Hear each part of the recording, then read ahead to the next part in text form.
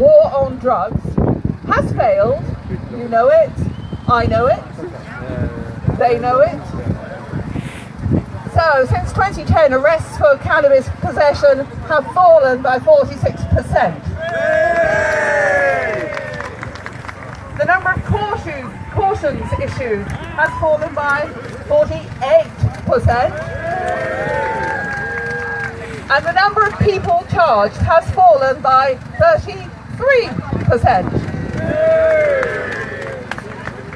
And here's the thing. Cannabis usage rates have remained consistent. So there isn't anything less around. There's something else going on. And the only conclusion is that de facto criminalisation is taking place. It's been gradually occurring since 2010 in England and Wales. But you know, not all cannabis users are treated the same. The police still primarily target people who are young, black or Asian. It's a story of muddle-headed government initiatives, skewed police incentives, racism, drug wars, and the old habit of treating white people more leniently than everyone else. This must change. We are all different, but we are all equal. We're not told the cost to the public purse of all these prosecutions, and it seems pretty obvious to me that austerity and cutbacks have been the primary driver of the reduction in arrests. Certainly hasn't been government policy. But prosecution remains a postcode lottery, and this too must change. A year ago... Well, Jerry, stop.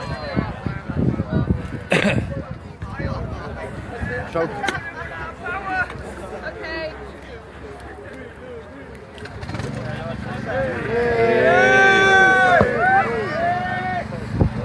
I'd like to think we were cooking on solar, but it doesn't sound like it. Okay. A year ago, Durham Police Force announced their official policy of no longer actively pursuing people for cannabis possession or small-scale production. Other police forces seem to have quietly adopted the same thing. But matters of drug policy should not be decided by the increasingly desperate economic needs of individual police forces. A coherent national drugs policy is required. We need to address the post-coded lottery, and we need to remove the financial incentives for criminal gangs. We need a new approach to cannabis that ends the illegal black market. We need to create a safer, legal and responsibly regulated one instead. This is what they're doing in Canada and many US states, as you all probably know. Regulation means safer products, restrictions on sales to minors, and an end to the pointless criminalisation of millions of otherwise law-abiding people.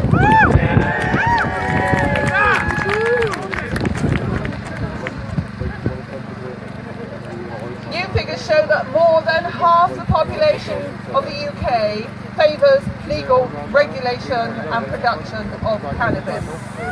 Half the population, 53% actually, looking good. So, why don't we have a change of approach in how to tackle this so-called failed war on drugs and allow valuable research to be done? Professor David Nutt, I hope a lot of you remember this guy. Yeah, he was booted out. He was the government chief advisor, and they sacked him because he said, you know, this stuff, cannabis, it's harmless. But they didn't like that, because, you know, those old prejudices are really important. They keep everybody in the class system which has been designed. So he said to me that it's so difficult to do serious research into the benefits and the qualities of cannabis whilst it is criminalised. It's hard for even him to get any in order to do his research. So this is a very, very important part of the road to decriminalisation, to get the research in place, to get the medical properties defined properly. So it's time to separate out the use of cannabis from the harder drugs of heroin and cocaine. No one has yet died of using cannabis. In fact, the health benefits of cannabis in the treatment of epilepsy and cancer are already well documented. Unfortunately, most of the research is done out of this country. Commercial organisations here in the UK are allowed to patent and sell cannabis extracts, whilst the population as a whole is criminalised for using it, even if it saves their life. This simply has to change.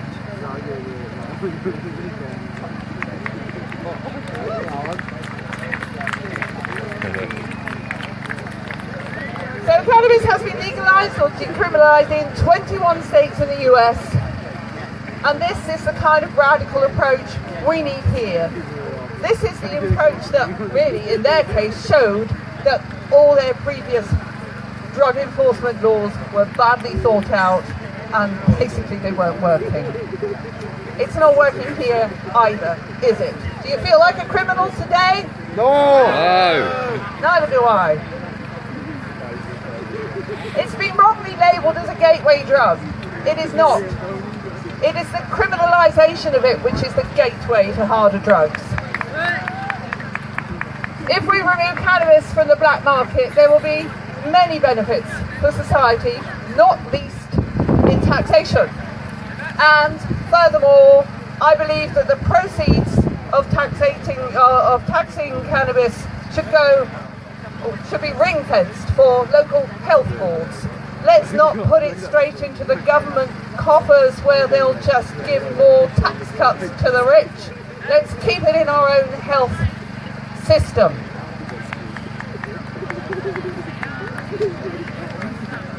In a time of austerity, and in a country like the UK, where a recent survey showed that nearly 1 in 3 adults has taken some kind of illegal substance, it doesn't take a genius to work out that the legalisation of cannabis in the right framework will benefit the country financially. It will also allow research into all its effects to be done more effectively, so that we can all make informed decisions about whether or not to use this plant without fear of legal recriminations.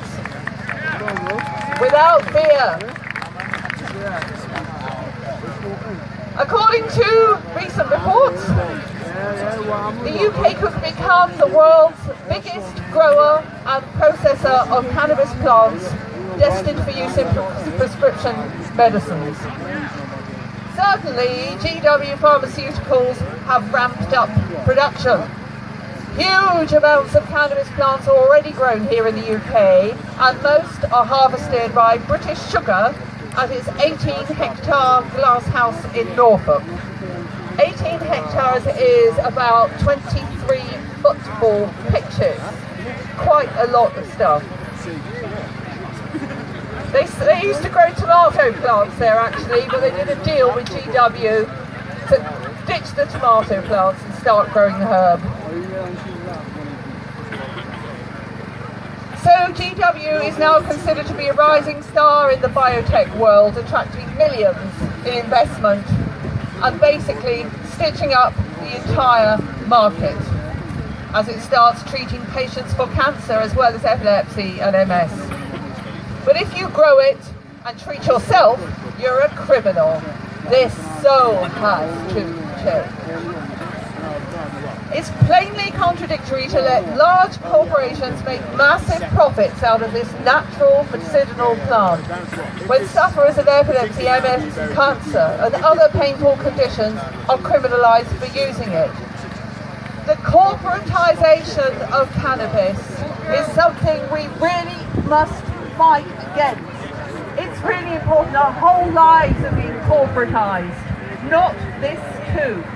Let's make sure we stand together to fight for decriminalisation, against corporatisation. And then of course we've got the hemp plant, one of the most versatile and useful plants there is on the planet. Banning that has also been short-sighted. You know, plastics made from hemp are completely biodegradable. They have the potential to reduce oil consumption, as well as cleaning up our oceans and our countryside. Even better, they enrich the soil they are grown in, proving that this really is one of the most ecologically sustainable plants in the world. The criminalisation of cannabis was rooted in prejudice born of racism and fear in the beginning of the 20th century. Before that time, of course, you'd find cannabis extract in practically every bathroom cabinet in Victorian England. What went wrong?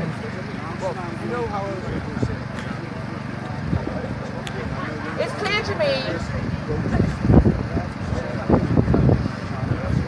that the criminalisation of cannabis continues today to protect corporate profit, not to protect the health of people. Because even government's own reports say cannabis, bear with me, government's own reports of government say cannabis is barely addictive and certainly not a killer. It's really highly irresponsible of government to continue to leave young people at the mercy of the black market, resulting in exposure to harder drugs. This has to change. We need to decriminalise cannabis urgently. The latest estimate from NHS Digital is that in 2014, 78,000 people died from deaths caused by smoking. 6,381 people died from alcohol-related death. And goodness knows how many families were broken along the way. Cannabis is implicit in no deaths. Drinking too much alcohol can quickly kill a person. You can die binge drinking after 5 minutes after you've been exposed to alcohol. A person cannot fatally overdose on pot. And there is no medical use for consumed alcohol. So why is alcohol legal and cannabis illegal? There is no rational explanation. I believe we should get cannabis off the streets and into the shops. I believe cannabis should be decriminalised to the point where it is perfectly acceptable to grow a couple of plants in a private greenhouse or balcony. If it was to be legalised, there'd be big tax benefits for the government, but the real plus is that the decent stuff will be available without the added junk that comes from local dealers attempting to increase the weight. Prohibition neither prevents nor controls drug use. Because of the forbidden fruit effect and the nature of pyramid selling, prohibition tends to increase drug use, especially in the young. And the not fully formed brain is one area where I would like cannabis to be restricted. Exactly the same principle applies to alcohol. In Holland, where cannabis has been legalised, use amongst teenagers is significantly lower than in the UK, where it is an offence. Many thousands of people use cannabis for successful pain control. Why should they be forced to use expensive pharmaceutical drugs with questionable side effects and even more unreasonable profits for big pharma. It's a stitch-up, and this has to change. The Wales Green Party has long been an advocate of a responsible approach to the legalisation of cannabis, and quite frankly, the attitude of successive UK governments has been archaic, almost medieval, in its stance towards this medical plant that has been scientifically and clinically proven to have numerous and impressive benefits to both people and planet. Thank you very much. A good, happy and healthy life to you. Thank you. Thanks everyone. Next up we've got Chris Riley from the United Patients Alliance, everyone.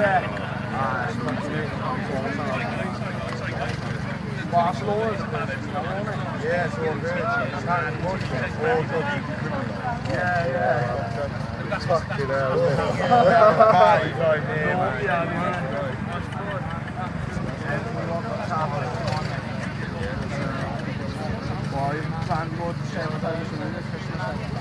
Like to go November. He's still doing that. Barcelona, yeah. I'm in Barcelona. We're in Amsterdam. Yeah. Hello?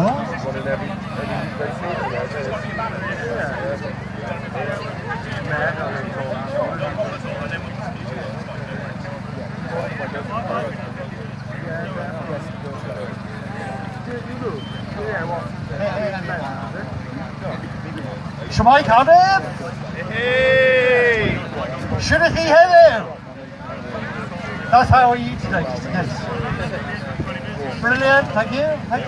Hi, if you don't know, my name's Chris. I'm the social media coordinator for the United Patients Alliance.